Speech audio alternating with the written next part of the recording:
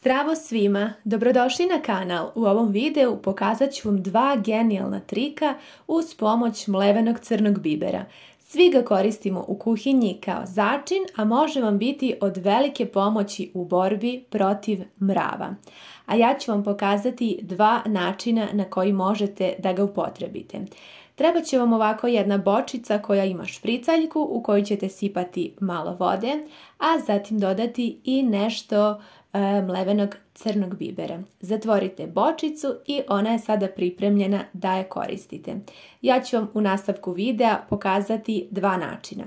Naime, mleveni crni biber je jako dobar kada su u pitanju mravi zato što je on prirodni repelent koji odbija mrave.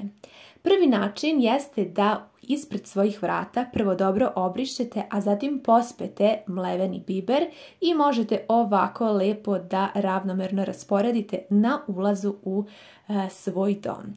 Na taj način zaštitit ćete se od mrava jer njegov neprijatan miris ih odbija u širokom luku.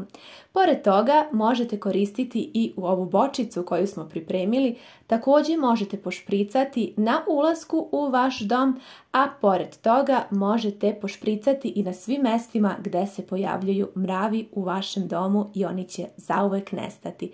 Nadam se da vam je ovaj video bio od koristi.